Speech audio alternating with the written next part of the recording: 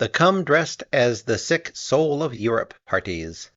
La Notte, last year at Maribad, La Dolce Vita, by Pauline Kael. La Notte and Maribad are moving in a new filmic direction. They are so introverted, so interior, that I think the question must be asked, is there something new and deep in them, or are they simply empty? When they are called abstract, is that just a fancy term for empty? La Notte is supposed to be a study in the failure of communication. But what new perceptions of this problem do we get by watching people on the screen who can't communicate, if we are never given any insight into what they would have to say if they could talk to each other? For the past year on the radio, I had tried to persuade, goad, and even shame people into seeing L'Avventura, which I think is a great film. Then La Notte opened in San Francisco, and people were phoning and writing to tell me how marvelous it was, and to thank me for opening the world of Antonioni to them. They hadn't much liked L'Avventura, but they loved La Notte, and felt that now they understood why I had been so excited about Antonioni. And I dislike La Notte. Perhaps detest is the better word. Antonioni is a master of the medium, but in a highly individualistic and peculiar way. He has none of the conventional director's tricks of the trade, perhaps not even the ordinary syntax, and he is painfully inept and obvious when he has to fall back on a simple action sequence, like the street fight in La Notte. But he doesn't often need this kind of simple expertise, because he doesn't tell conventional stories. He uses a seemingly random peripheral course of development, apparently merely following the characters through inconsistencies and inadvertences, and without all the usual plot cues and paraphernalia, we can be more interested in following him. We go into byways. We don't stay on the US 40 of most American plots. In L'Avventura and in La Notte, Antonioni's camera work is an extraordinarily evocative mixture of asceticism, lyricism, and a sense of desolation. He is a master of space. He can take bleak landscapes and compose or transform them into visions of elegance and beauty. The people are rich, but the atmosphere is cold. It is upper-class neo-realism, the poetry of moral and spiritual poverty. But in La Notte, the architectural sense, integral to the theme and characters of L'Avventura, begins to dominate the characters, and, as the abstract elements take over, the spatial becomes glacial. Drama and character, and even narrative sense are frozen. During La Notte, a woman sitting in back of me kept explaining the movie to her husband. She had obviously come to the wrong sort of art film, and she was trying to give a conventional narrative interpretation of the story. Determined not to admit that she had led him to the theater by mistake, she was soon reduced to a desperate admiration of the scenery and clothes. But then something came on the screen that she could exclaim over with delight and full approval. It was the performance of the Negro girl contortionist in the nightclub scene, which, like the bitch-elegant Negro performers in Fellini's films, was, of course, introduced to show the decadence and boredom of the beholders. There was nothing else in the movie the female Babbitt in back of me could enjoy, and she gave up. Most of the audience seemed to accept Antonioni's terms, but I wonder if perhaps Americans don't accept the all passion is spent bit in a special way that relates to the failure of his method and something distasteful and offensive in his whole conception. There is a glamour that his characters seem to find in their own desolation and emptiness, and I think to an American art house audience this glamorous world-weariness looks very elegant indeed. How exquisitely bored and decadent are the Antonioni figures, moving through their spiritual wasteland, How fashionable is their despair? The images are emptied of meaning. Marcello Mastroianni is used as a handsome, mindless mask, the actor as a mature juvenile, the experienced, tired, 40-ish man of all these films. He is also the hero of La Dolce Vita, and the hero of Marienbad is just like him. The intellectual gifts attributed to Mastroianni in La Notte are not so much unconvincing, unproved, as totally alien. His face fails to show the ravages of an artist's mind. And then there is the repeated view of Jeanne Moreau walking away from the camera. Jeanne Moreau is a brilliant film actress, and her face is a marvel of sullen boredom that can suddenly be brought to life by a smile, even a forced, meaningless reflex of a smile. But what are we to make of this camera fixation on her rear? In Marienbad, I had laughed at the views of Delphine Seyrig's elegant backside, with its delicate Swiss watch movements, the walk that was so absurdly high-toned that I took it, rightly or wrongly, for parody. But in La Notte, obviously, we are supposed to be interested in Jeanne Moreau's thoughts and feelings while we look at her from the back walking around the city. What kind of movie-making, what kind of drama is this? Is the delicate movement of the derriere supposed to reveal her angst or merely her ennui? Are we to try to interpret the movement of her rear, or are we to try to interpret the spatial and atmospheric qualities of the city streets, and the kind of interpretation we can only draw from the settings is, for example, that the impersonal modern glass city reflects the impersonal life of modern man, that city people have lost their roots in the earth, and all that sort of thing. It isn't much, is it? In La Notte, we are people for whom life has lost all meaning, but we are given no insight into why. They're so damned inert about their situation that I wind up wanting to throw stones at people who live in glass houses. At a performance of Chekhov's Three Sisters, only a boob asks, "Well, why don't they go to Moscow?" We can see why they don't. Chekhov showed us why these particular women didn't do what they said they longed to do. But in movies like La Notte or Marienbad, or to some degree La Dolce Vita, the men and women are not illuminated or ridiculed. They are set in an atmosphere from which the possibilities of joy, satisfaction, and even simple pleasures are eliminated. The mood of the protagonists, if we can call them that, is lassitude. There is almost no conflict, only a bit of struggling, perhaps squirming is more accurate, amid the unvoiced acceptance of defeat. They are the post-analytic set. They have done everything. They have been to Moscow and everywhere else, and it's all dust and ashes. They are beyond hope, or conviction, or dedication. It's easy enough to say, they are alienated, therefore they exist.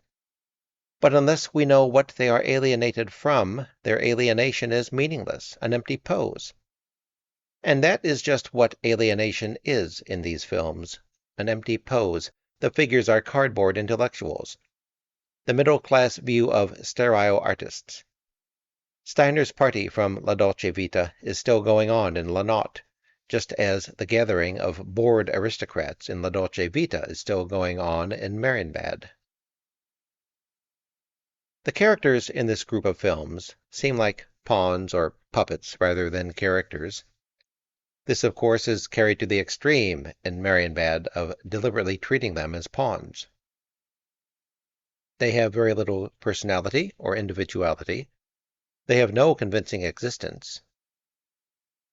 Mastroianni in La Notte is supposed to be a talented and famous writer, but would he behave any differently in the course of the film if he were a hairdresser, or the advertising manager of an airline, or a movie star? But then, how can we accept him as a writer? A writer, we assume, is involved in the life around him. He interprets and helps to transform his experience. He has needed will as well as talent to develop his individuality and to fight conformity and insensitivity. When we are told that the hero of La Notte is a writer, he automatically acquires an importance, an almost symbolic status that his character in no way justifies. And here, perhaps, we begin to get at something centrally wrong in this group of films. La Dolce Vita, La Notte, and Marienbad are all about people who are bored, successful, and rich. International Café Society. But in at least two of them, we are told they are artists.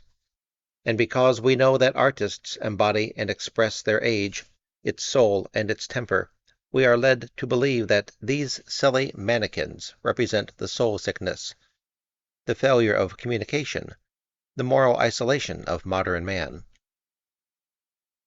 Fellini and Antonioni ask us to share their moral disgust at the life they show us, as if they were illuminating our lives. But are they? Nothing seems more self-indulgent and shallow than the dissatisfaction of the enervated rich.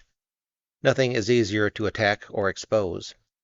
The decadence of aristocracy and its attraction to and for Bohemia are nothing new, not especially characteristic of our age, or even much of a social problem.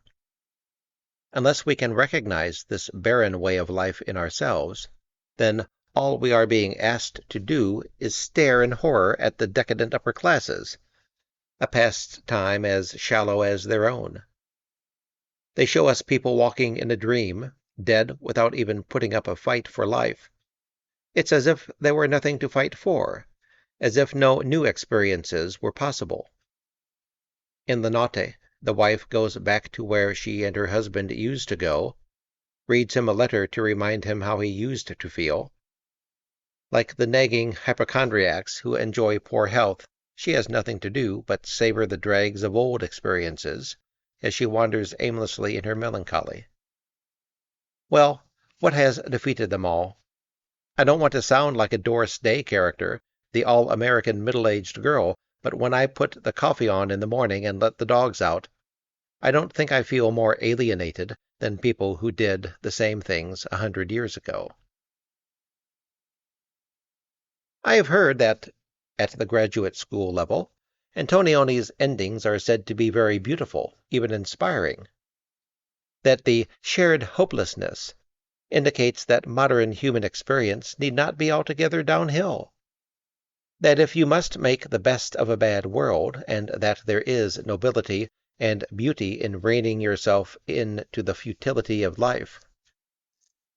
Surely this is the last gasp of the depleted academia.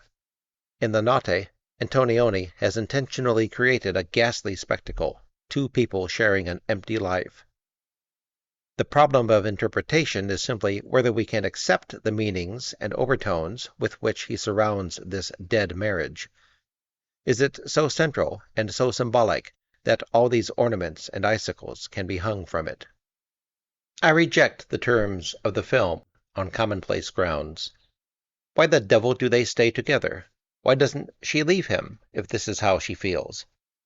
What has made this a world in which there are no alternatives, no hope? And what is so shocking about a married couple after 10 years or so no longer being in love or having anything to say to each other? What is so dreadful about their looking for other people to whom they can feel some response? Why are they shown as so withered away, destroyed, dead, because they are weary of each other? And if they have no other interests, why should we care about them? And isn't it rather adolescent to treat the failure of love with such solemnity? For whom does love last? Why try to make so much spiritual desolation out of the transient nature of what we all know to be transient, as if this transiency somehow defined our time and place? If it is the sickness of our time that married people get fed up with each other, when was the world healthy? I thought it was the health of our culture, that when married people have had it, they are free and sufficiently independent to separate. Perhaps the marriage in La Notte had just lasted too long. I don't know anybody who has stayed married for 10 years, nobody except relatives. Surely there are some institutions, like magazines, to which we must apply criteria other than durability. We do not, for example, call Dwight MacDonald's Politics a failure because it ceased publication, or the Saturday Review of Literature a success because it is interminable. The symbol of the end of the world and the failure of human relations is a big dull party in both La Nota and La Dolce Vita. But I don't understand how these film artists can think they are analyzing or demonstrating their own, that is to say, our own, emptiness by showing the rich failing to enjoy a big party. Whose experiences are they expressing? Or is the party just an easy photogenic symbol of modern life that is being loaded with meanings it can't carry? I suspect many Americans are attracted by this view of fabulous parties, jaded people, Baroque palaces. To an American who works damned hard, old-world decadence doesn't look so bad. All those desperately unhappy, beautiful people, surrounded by champagne, lobster, dance orchestras, and a wide selection of gorgeously dressed sex partners to be had for the lifting of an eyebrow. Forgive me if I sound plaintive. I've never been to one of these dreadfully decadent big parties. The people I know are more likely to give bring-your-own-bottle parties. And isn't it likely that these directors, disgusted though they may be, also love the spectacle of wealth and idleness? Or why do they concentrate on these empty and desiccated rich types? If the malaise is general, why single out the rich for condemnation? If the malaise affects only the rich, is it so very important?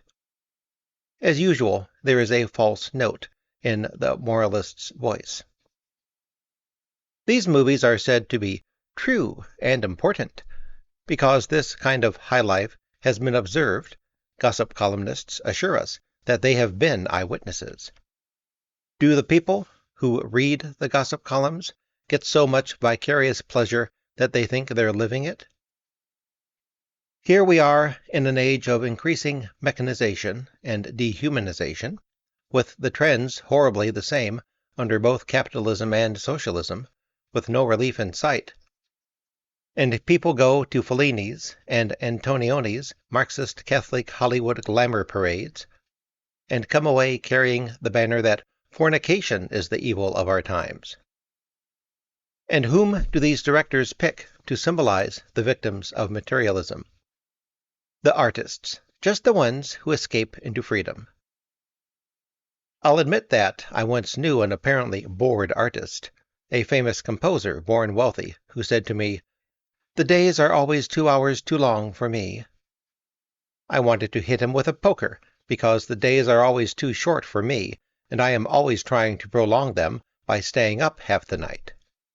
But I decided that he was using his boredom as a come-on, a lure so that people would want to fascinate him, to awaken him from his Sleeping Beauty trance. The term Sleeping Beauty provides, I think, a fairly good transition to Last Year at Marienbad, or Sleeping Beauty of the International Set, the high-fashion experimental film, The Snow Job in the Ice Palace. Here we are, back at the no-fun party with non-people in what is described to us as an enormous, luxurious, baroque, lugubrious hotel, where corridors succeed endless corridors. I can scarcely quote even that much of the thick, malted prose without wanting to interject, "Oh, come off it." The mood is set by climaxes of organ music and this distended narration. It's all solemn and expectant, like High Mass. But then you hear the heroine's thin little voice and the reiterated questions and answers, and you feel you shouldn't giggle at High Mass, even if it's turning into a game of idiot's delight. Surely, conversation about whether people met before at Frederiksbad or Marienbad or Baden Salsa can only be a parody of wealthy indolence. But is the film supposed to be comic? Probably not. but it's always on the edge, so the effect is ludicrous. The settings and costumes seem to be waiting for a high romantic theme or a fantasy. The people, pawns who are manipulated into shifting positions, seem to be placed for wit or for irony. But all we get are games and tricks that look like parodies of old movies and decorators' versions of film art. Once again, the sick souls are damned well-dressed. From the look of all these movies, you might begin to suspect that soul sickness is a product of the courtier. The author, Robbe-Grillet, says, "This movie is no more than the story of a persuasion, and one must remember that the man is not telling the truth. The couple did not meet the year before." The director, Resnais, says, "I could never have shot this film if I had not been convinced that their meeting had actually taken place." But who cares if they met before, and who cares what happens to them? Enthusiasts for the film start arguing about whether something happened last year at Marienbad, and this becomes rather more important than what happens on the screen in front of them, which isn't much. The people we see have no warmth, no humor or pain, no backgrounds or past, no point of contact with living creatures, so who cares about their past or future or their present? Does it matter if it's a chess game or a recurring dream game? René dissolves time all right by destroying any sense of relationship to events or characters. He says he has cut out the explanatory scenes and the dialogue whose sole purpose is to keep the action going. I think this is exactly what he is giving us, all the mechanics of drama without any drama. We know nothing about these people except that they move up and down corridors, open and close doors, change clothes, so it seems a mere idle game, as idle as the match game the men play, to speculate about what has happened or is going to happen to them. About the only question I came out asking was, how many changes of costume did the girl actually have? It is one thing to cut out the unnecessary mechanical transitions of film, as Godard did in Breathless, but René cuts away something that is basic to drama, our caring about the characters and what they are doing. I don't mean this in the naive sense that we must like the characters. There are many ways of caring. Resnais, perhaps it may seem pointless to some people to train a camera on the inner minds of the characters rather than on their external behavior, but it is fascinating once in a while. But that is exactly what we get, their external behavior. We get no sense of what he calls their inner minds at all. I wonder what he thinks their outer minds are like. He says that in order to bring the art of filmmaking to this abstract plane, he has eliminated the non-essentials: plot, action, and rational explanations. My films are an attempt, still very crude and tentative, to visualize the complexity of the mechanism of thought. But without those non-essentials of plot and action and rational explanations, we are left with figures going through unmotivated movements. If changing clothes and going into dinner is all that is in their heads, he doesn't have much to visualize. And if the crisis of all this thought is whether to change partners, going from one dummy to another, how are we to find the girl's vacillations and visions anything but faintly comic? If she sees herself as a femme fatale in feathers, posturing like an early movie siren, Evelyn Brent or Marlene Dietrich in a von Sternberg setting, if this is all that is in her head, then hasn't Resnais selected a singularly vacuous specimen of a woman and of a man to suggest the complexity of the mechanism of thought?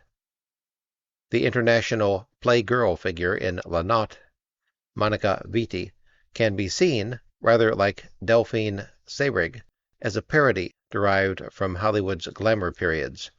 But is the parody intentional in her case either? I don't know the source of this notion that filmmaking should be brought to an abstract plane. Is this plane, by some analogy with mathematics, supposed to be higher than the level on which directors like D.W. Griffith and Jean Renoir have worked? And I don't know what battles will be fought on that plane, stripped of plot and action and rational explanations. But there seem to be a few skeletons from old movies lying about. The characters of Marienbad, it is indicated, do what they must do. It's all supposed to be preordained, simple, and irrevocable, in a world without choice or responsibility. And in this not so very intellectually respectable aspect, Marienbad is a classier version of those 40s you can call it supernatural if you want to movies like Flesh and Fantasy, only now it's called Jungian. Resnais. Make of it what you will. Whatever you decide is right. This is like making a mess and asking others to clean it up. It's also a cheap way of inviting audiences and critics to make fools of themselves. And they do.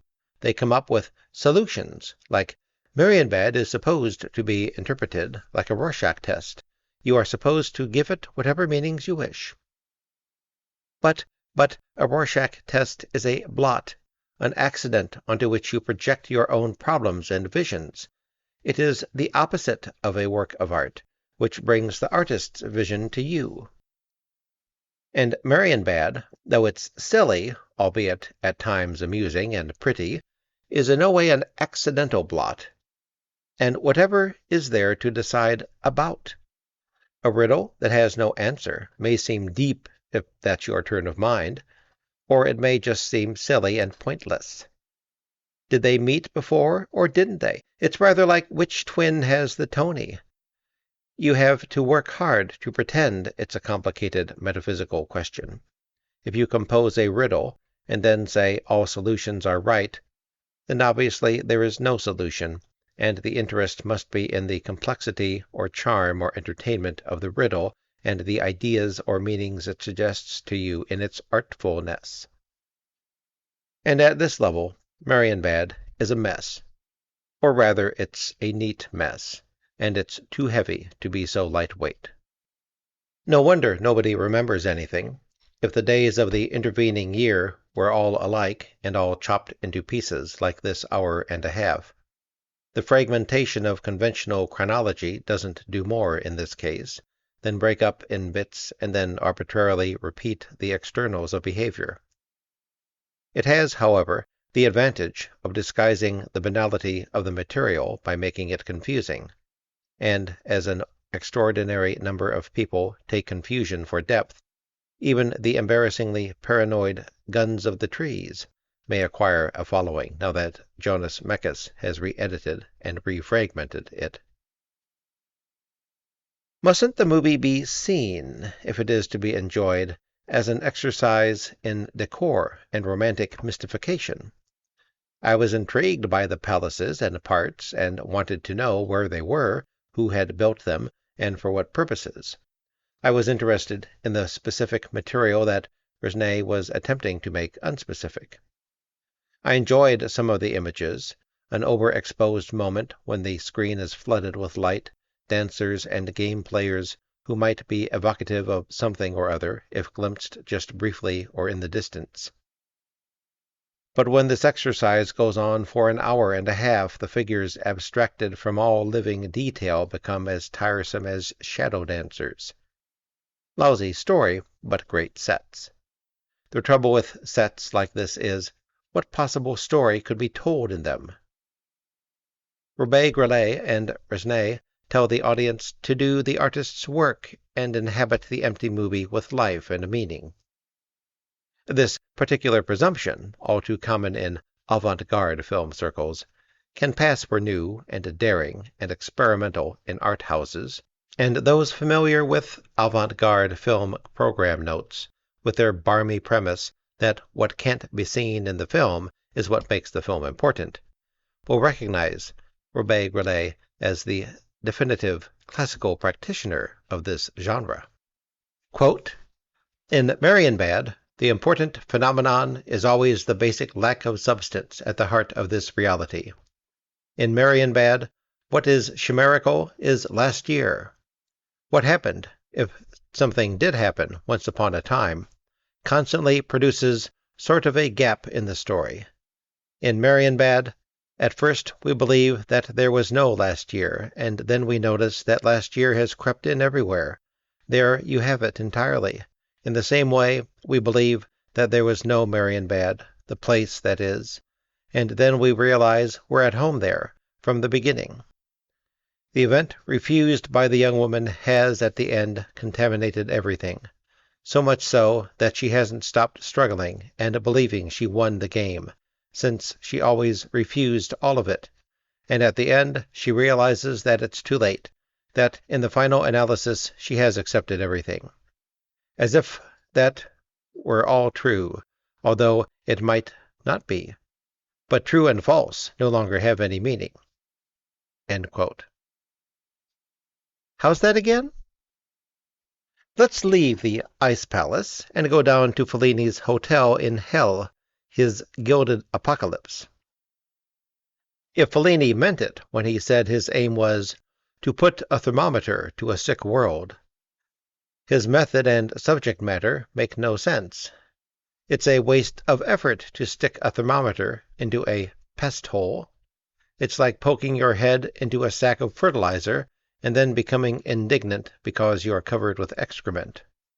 The aim, the scale, the pretensions, the message are too big for the subject matter. Tabloid sensationalism and upper-class apathy and corruption. Fellini is shocked and horrified, like the indignant housewives who can't get enough details on Elizabeth Taylor's newest outrage and think she should be banned from the screen. I don't think he's simply exploiting the incidents and crimes and orgies of modern Rome in the manner of a Hollywood biblical spectacle. But La Dolce Vita is a sort of a Ben-Hur for the more, but not very much more, sophisticated. And in attempting a modern parallel with the revelations of the Apocalypse, he is very close to the preachers who describe the orgies of high life and the punishments of eternal hellfire. It doesn't make very much difference in the world if people who have a lot of money or people who want publicity are bored or drunk or autoerotic or queer. They may be disgusting and they may also be highly entertaining, but they don't do much harm, and their casual promiscuity, which doesn't hurt anyone except possibly themselves, is not so shocking or immoral as, for example, the cruelties that can be found at any social level, like the way middle-class and laboring people can feel virtuous and righteous while taking out their frustrations on their children. Is Fellini really so appalled by the rich girl and the hero making love in the prostitute's room, by the transvestites, by the striptease which gives the woman gratification? Is he at heart a country boy who can never take for granted the customs and follies of the big city? Perhaps, and perhaps also, a showman who knows that these episodes will be juicy fodder for the mass audience, middle class and working people, always hungry to learn the worst about the terrible, dirty rich. The movie is so moral in its emphasis that all vice, all non-innocent fun, seems to be punished by boredom and defeat. But why are people looking so eagerly at the movie, hoping for ever more horrifying views of that unrestrained high life? The sweet, soft life is just what hard-working, moralistic people envy. Maybe they don't think it's so dull and awful as Fellini tells them it is. And Fellini presents more and more and more of it, until the audience is more tired than the characters at the all-night parties. Perhaps you don't decide it's dull until after you've had a lot of it. Morality becomes a function of exhaustion. Surely, to audiences, the drinking and bodies and striptease parties are more interesting than the message of condemnation, which is like a moral consolation prize for the opportunities they don't have. He uses the swarming photographers as a chorus of furies, a remarkable piece of sophomoric self-indulgence. They are as eager as he to expose vice. That is, to catch the rich in the act. Perhaps the artists who capture the popular imagination are those who retain the fervor and grandiloquence of a high school orator. People all over the world were moved by the spiritual message of La Strada that everyone has a purpose in the universe. La Dolce Vita wants to be a great film. It cries out its intentions, and it's frequently clever, as in the statue hanging from the helicopter, and it's sometimes effective, as near the end, when Marcella throws the feathers. And that is all it is. Perhaps what it needs to be more than that is some more serious examination of human folly. Perhaps we need to see some intelligent, hard-working, or creative people who nevertheless have the same outlets, or vices, if you will, as these shallow people. There are plenty of serious artists, as well as plenty of business and professional men, who are lecherous, promiscuous, homosexual. There are plenty of narcotics addicts on Wall Street. Maybe it helps if you've got to wear one of those hats. Why use the silly publicity seekers or aimless rich as scapegoats for all our follies? Does no communist or working-class girl ever fantasize about taking off her clothes in public? Does no American college girl ever fantasize changing places with a whore? The rich are in a position to act out our fantasies, but surely an artist like Fellini, knowing that these fantasies are general, should not allow the middle class to cluck with glee and horror at seeing the rich do just what the middle class secretly wants to do. The world wouldn't end if they did, nor would capitalism or communism rise or fall. Fellini's desire for a great theme notwithstanding, even if the subject of vice were treated more seriously, it still wouldn't make an apocalypse. La Dolce Vita is very different in directorial style from the semi-abstract kind of movement in La Notte, and the fooling around in the intellectual sports arena of Marienbad. I'd better say that very clearly because, as I dislike all three, there is a temptation to lump them together. And they are lumpy. Structurally, all three are disasters, and perhaps that's why it's so easy to confuse them. If you remember a scene at a party, was it in La Dolce Vita, or La Notte, or Marienbad, or was it in the big hotel of La Ventura? The Morandi paintings link the Steiner episode of La Dolce Vita with La Notte, and both have the same dull writer-hero played by the same actor. Who can remember who did what in to whom in which movie? The rich hostess of La Notte, who greets her guests in the garden and points to the house saying, "They're all dead in there," might just as well be pointing to the hotel in Marienbad. Are the people who play the Marienbad game any different from those who play games on the floor in La Notte? Did they meet last year in La Dolce Vita? The episodes in these films don't build. They are all on the same level. The view is panoramic, and there's even a rather peculiar concept of documentary. Many people playing themselves, using their own names or names like their own or no names. Names like definite characterization seem to be regarded as unimportant. Despite the length of the films, so much is vague and unspecified, and the characters are inexplicable. We sometimes get the impression that Fellini thinks that the lives and fates of the people in La Dolce Vita are very important. But we can't tell if Emma, the hero's mistress, is supposed to be some kind of life force the hero should cling to in order to be saved, or just a jealous, nagging ninny. People say the girl in Marienbad is an anima, or perhaps they say she is the eternal feminine. But what clue do we have for her? You could say of Garbo that she was all woman, but this girl is no woman. She's just a nameless puzzle for those who want to create artificial problems for themselves. And who can say what the wife in La Notte is? Is she weak or strong? Does she stay with her husband out of inertia, or pity, or indifference? The directors show us people playing pointless games in order to reveal the pointlessness of their lives, like the fairground in recent English movies. It's an oddly simple-minded device, and a maladroit symbol, as some of the most active and energetic people relax with games of chance and skill. And depressingly, it's a boomerang. The latest intellectual game is devising interpretations of these movies.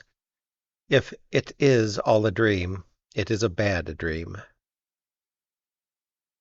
All these films have their source, I think, in Renoir's great The Rules of the Game from 1939.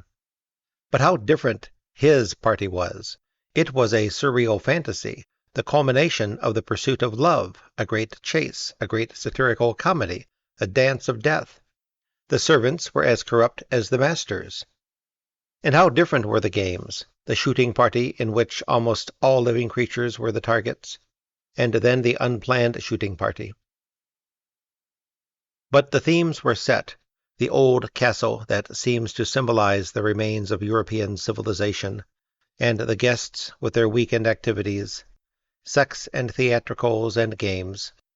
Renoir's film was a dazzling, complex entertainment, brilliantly structured, building its themes toward a climax. These new party films are incoherent message movies, at least La Dolce Vita and La Notte are. Who can say what Marienbad is? Marienbad has at least one definite relationship to The Rules of the Game. Chanel dressed the ladies in both. They are important not because they are great movies, they are not, but because of the way people are responding to them. Their audience may be enormous, as for La Dolce Vita, or small, but Fellini, Antonioni, Resnais have caught its pulse. They are telling people what they want to hear, which I think means they are obscuring problems in a way that people like to see them obscured.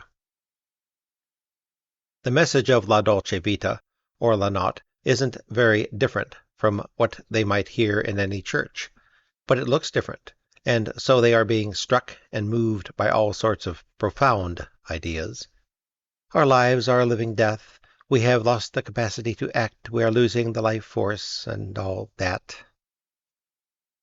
At the end of La Notte, conceptually the ugliest sequence in modern films, the writer and his wife leave the party, and dawn's early light finds them walking across the golf course and coupling, if we can call it that, near a sand trap.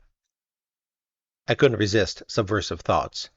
Why can't he wait until they get home? And finally I whispered to my companion, a professor of English, "How can he do it with his clothes on?" And my friend answered, "Maybe that's why those Italian suits are becoming so popular." The sleepwalking husband and wife do a turn worthy of the contortionist. These reactions will no doubt infuriate La Notte lovers. I know very well that we are supposed to be so involved in the interior problems of the characters that we shouldn't think in such terms. But how far can we go in following a director who has refined narrative and character out of his drama, who is attempting to turn the peripheral elements of drama into its center, who is so preoccupied with boredom and isolation and drifting and the failure of communication and the impermanence of desire, that he has lost the sense that people share other interests and pleasures not so impermanent. The only parent in these movies is Steiner, who murders his children. Don't these people even have any pets? If there are people this bored and vacuous, how did they get this way, and what makes the directors think these people are so central to the modern world that they symbolize our experience? I admit that when I talk with people who find La Notte beautiful, they sound as weak and empty as the people in the movie. Surely this must be the power of suggestion? They also accept Antonioni's self-serious literary dialogue as art. Is Antonioni so different from his contortionist? Doesn't he experience a sense of accomplishment after completing this ugly, pointless, but difficult-to-do act? This film, with its titillations for the blasé, the nymphomaniac in the hospital, and its arty intellectual appeal for the naive, the tape-recorded poetry. But more dishonest than the contortionist, he condemns the act while performing it. He builds in the morality for the audience, so that they can feel the desolation of their own emptiness. Oh, the pity of it all. And if they have over-experienced despair, they can imagine that it was like this, part of the universal sickness of the rich and gifted, and that they too were elegantly above it all. Antonioni's dawn is not merely the dawn of people who have been up all night. It is dawn as the fag end of the night before. Even while I was saying these words on the radio, I was aware that they weren't adequate, that I was somehow dodging the issue. Though I believe that whatever moves people is important, I am, perhaps by temperament, unable to understand or sympathize with those who are drawn to the La Notte view of life. It is the cold light in which you see yourself and know that there is no new day, just more sleepwalking and self-disgust. In film after film, The Contortionist and the Sleepwalkers, the symbols are artistically arranged, beautifully composed, but they are not really under control. The directors are not saying what they think they are saying. All we need to undermine and ridicule this aimless, high-style moral turpitude, passing itself off as the universal human condition, is one character at the parties. Like, say, Martha Ray in Monsieur Verdot, who enjoys every minute of it, who really has a ball, and we have the innocent American exploding this European mythology of depleted modern man, who can no longer love because he has lost contact with life. Thank you for listening, and for putting up with my bad pronunciations, especially of La Notte. Thank you.